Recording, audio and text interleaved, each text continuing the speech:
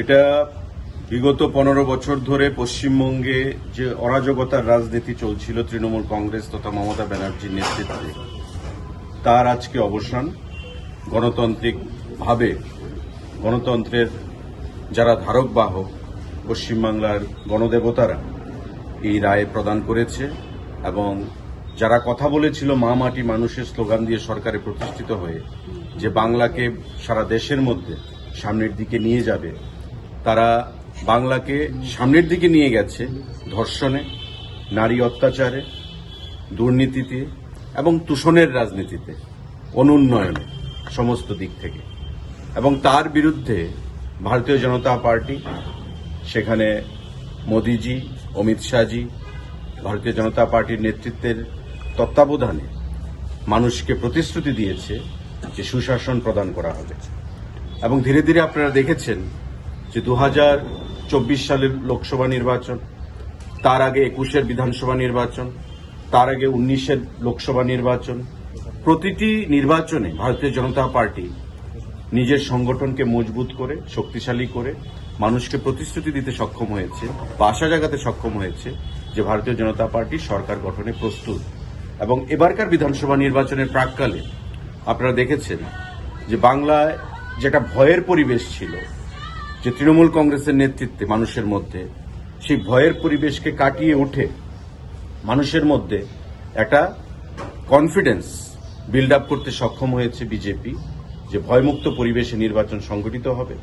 আমরা নির্বাচন কমিশনকে ধন্যবাদ জানাচ্ছি এবং এই ভয়মুক্ত পরিবেশে নির্বাচনের ফলে মানুষ তার মতাধিকার বা ভোটাধিকার সঠিকভাবে প্রয়োগ করতে সক্ষম হয়েছে, যা বিগত 50 বছর ধরে প্রায় বামেদের নেতৃত্বে এবং পরবর্তী সময়ে তৃণমূল কংগ্রেসের নেতৃত্বে মানুষ করতে পারেনি।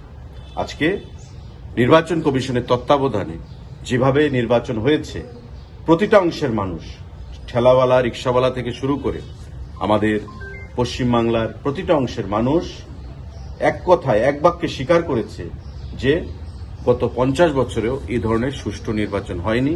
92-93% প্রথম ধাপে 23 তারিখে এবং 29 তারিখে দ্বিতীয় ধাপে সেখানে নির্বাচন সংগঠিত হয়েছে।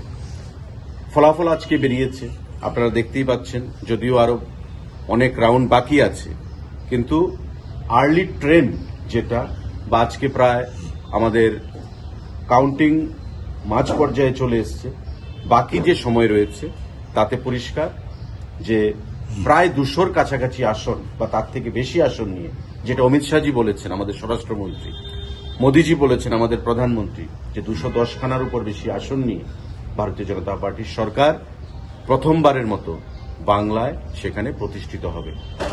জয় হবে গণতন্ত্রের, জয় হবে বাংলার মানুষের, জয় হবে জাতীয়তাবোধের, জয় হবে আমাদের দেশাত্মবোধের, জয় হবে ডক্টর শ্যামাপ্রসাদ মুখার্জি, যিনি স্বপ্ন দেখেছিলেন এক ভারত, অখণ্ড ভারতের, যিনি বলেছিলেন নেহি চলেগা এক দেশ মে দো বিধান দো নিশান और दो प्रधान, জীবনকে বলিদান দিয়েছিলেন।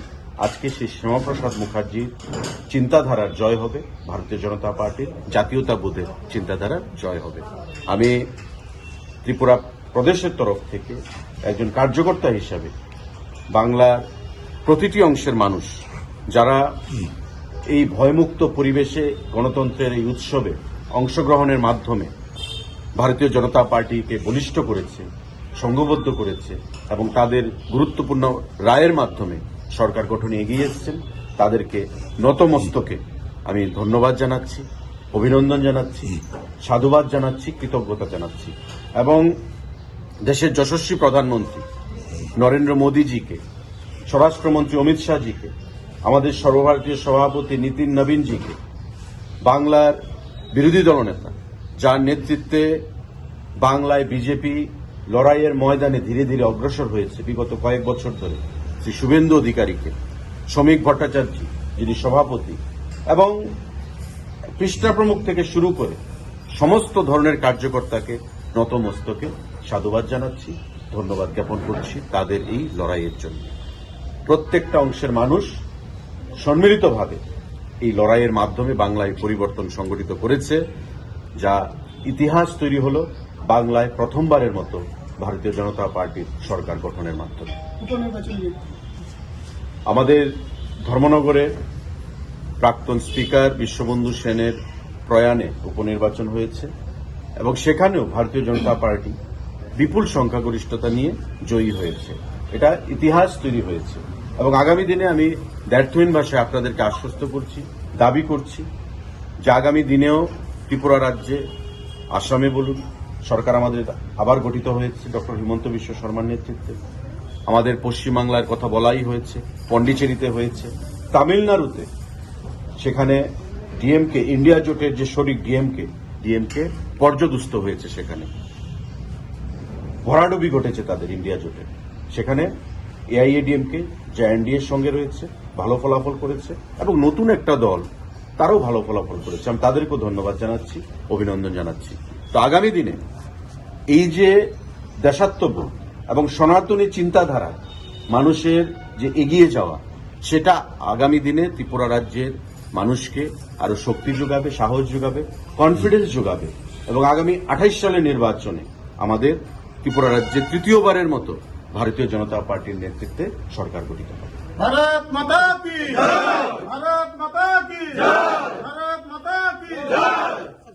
সেখানে কলকাতার যিনি মুখ্যমন্ত্রী ছিলেন উনি বড় বড় বলে এসেছেন যে এবার তারাই আসবে এবং এই হারের পেছনে কি কারণ থাকতে পারে এবং কলকাতার মানুষ এইরকম রায়টা কেন দিল? দেখুন, কলকাতা বলে কথা নয়, পশ্চিমবঙ্গবাসী। কলকাতা তো রাজ্যের রাজধানী। পশ্চিমবঙ্গবাসী, আপনি উত্তরবঙ্গ থেকে শুরু করে দক্ষিণবঙ্গ, কলকাতা শহর, আপনি প্রতিটা জায়গায়, উত্তর 24 পরগনা, দক্ষিণ 24 পরগনা, 23টা যে জেলা, 23টা জেলার মধ্যে আপনি সেই দার্জিলিং এর কালিম্পং